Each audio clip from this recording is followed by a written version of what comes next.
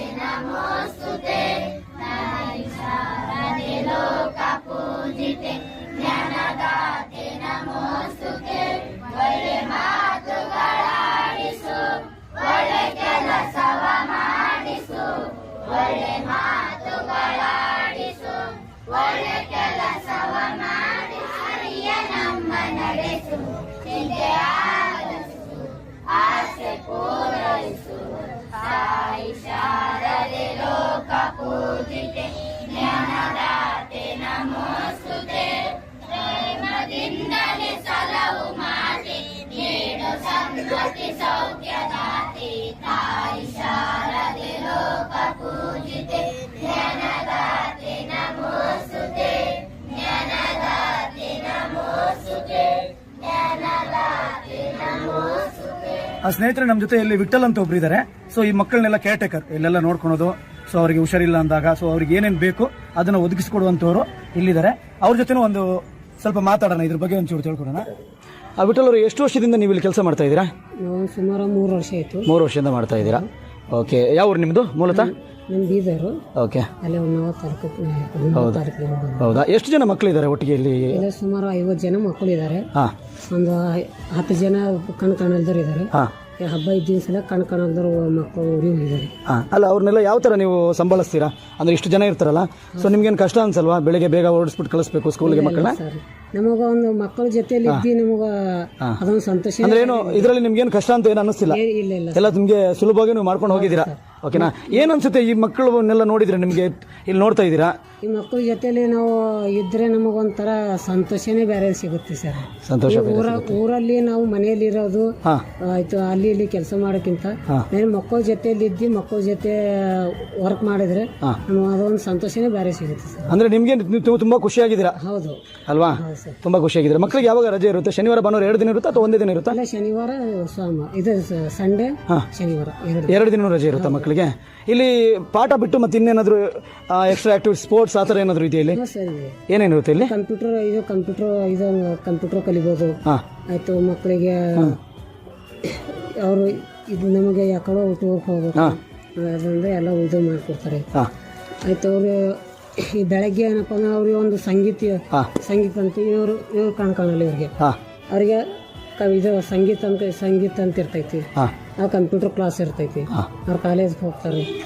ಅವೆಲ್ಲ ಅವ್ರಿಗೆ ಏನು ಅವಕಾಶ ಬೇಕು ನಮ್ದು ಸಂಸ್ಥೆ ವತಿಯಿಂದ ನಾವು ಇದು ಕೊಡ್ತೇವೆ ಸರ್. ಓಕೆ, ನಾವೀಗ ಇಲ್ಲಿ ಏನು ವಿಡಿಯೋ ಮಾಡ್ತಿದ್ದೀವೋ ಇದು ಯೂಟ್ಯೂಬ್ ಚಾನಲ್ ಪ್ರಸಾರ ಆಗುತ್ತೆ.